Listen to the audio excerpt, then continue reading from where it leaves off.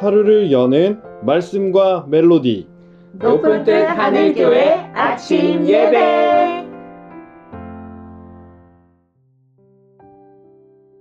6월 17일 수요일입니다. 오늘은 고린도전서 15장 50절부터 58절의 말씀을 듣고 나눕니다. 형제들아, 내가 이것을 말하노니 혈과 육은 하나님 나라를 이어받을 수 없고 또한 썩는 것은 썩지 아니하는 것을 유업으로 받지 못하느니라.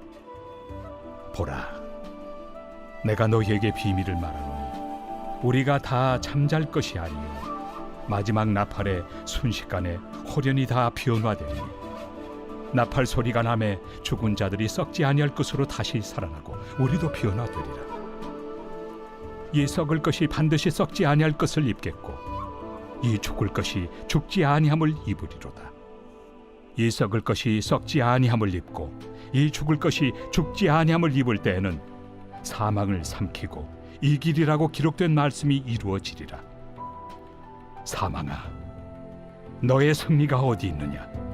사망아, 내가 쏘는 것이 어디 있느냐?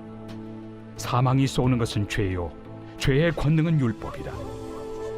우리 주 예수 그리스도로 말미암아 우리에게 승리를 주시는 하나님께 감사하노니 그러므로 내 사랑하는 형제들아, 견실하며 흔들리지 말고 항상 주의 일에 더욱 힘쓰는 자들이 되라. 이는 너희 수고가 주 안에서 헛되지 않은 줄 알미라.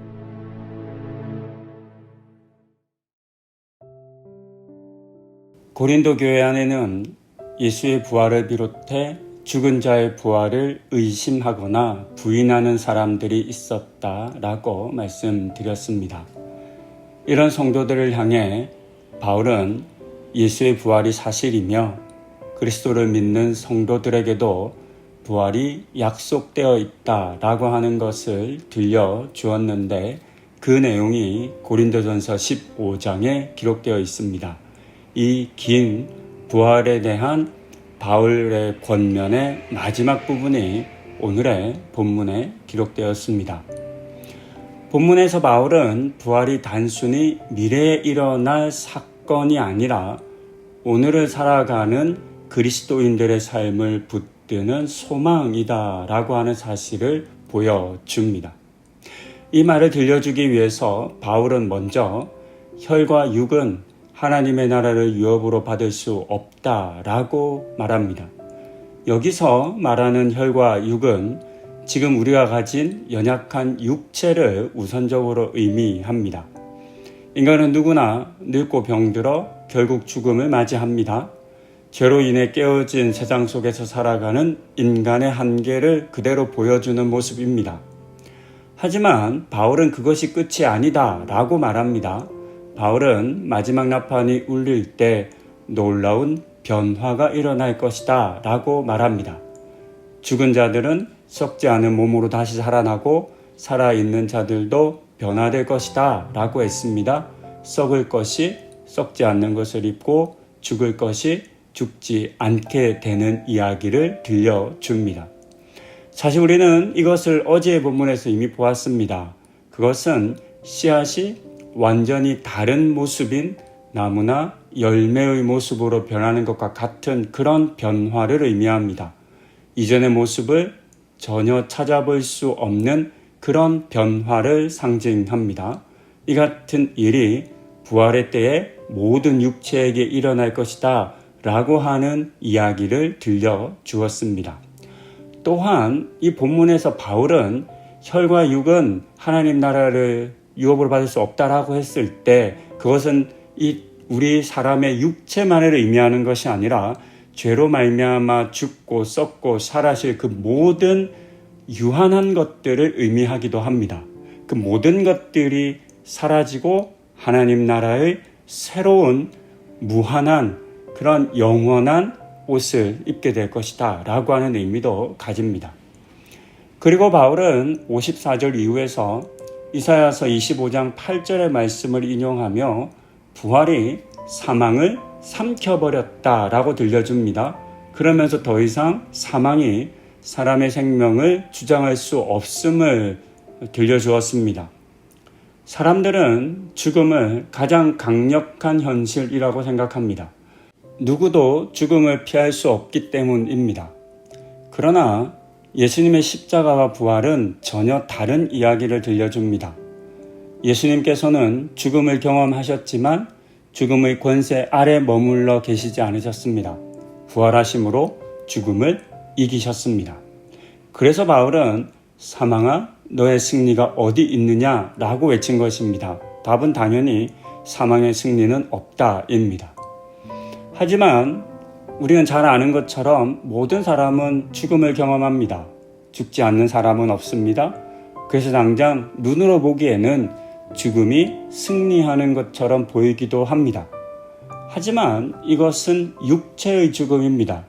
중요한 것은 이 육체의 죽음 너머에 본문이 말하는 승리가 있다는 사실입니다.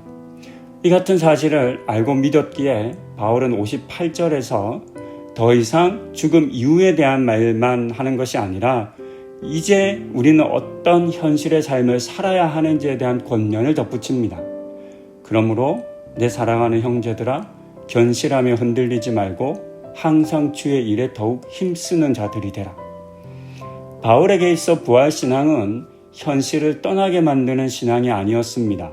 오히려 현재를 더욱 충실하게 살게 만드는 힘이었습니다.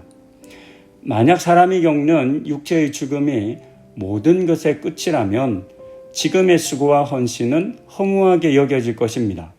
하지만 부활이 있다면 이야기는 달라집니다. 주님을 위해 드리는 우리의 삶은 결코 헛되지 않기 때문입니다. 그래서 바울은 부활의 소망을 가진 성도들에게 세상의 거짓된 말에 흔들리지 말고 끝까지 주의 일에 힘쓰라고 권면했던 것입니다. 그런 점에서 오늘의 말씀은 우리에게도 좋은 권면이 되겠습니다. 우리가 바라보는 마지막은 죽음이 결코 아닙니다. 부활입니다. 패배가 아닙니다. 승리입니다.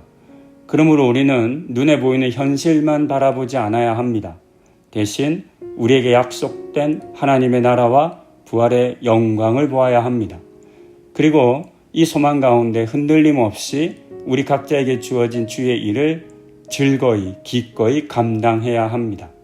이 같은 바울의 권면을 오늘 나를 향한 권면으로 듣고 지금 주어진 삶의 모든 자리와 현실을 충실하게 살아가는 우리 모두가 되기를 소망하며 권면 드립니다.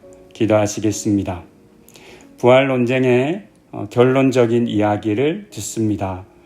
우리는 사실 부활이 어떤 모습으로 어떻게 이루어질지 잘 모르지만 우리 주님께서 죽음을 이기고 부활하신 것처럼 주님께서는 그 부활이 우리에게도 있을 것이다 약속해 주셨습니다. 이 부활을 믿는 믿음을 우리에게 허락하여 주시고 이 믿음 가지고 지금 현실의 삶을, 현재의 삶을 더욱 충실히 살아가는 우리 모두 되게 하여 주시옵소서. 그렇게 오늘 하루도 주님 주신 부활의 영광을 소망하며 성실히 충실히 살아가는 우리들 다 되게 하여 주시옵소서. 이 모든 말씀 우리 주 예수 그리스도의 이름으로 기도드립니다.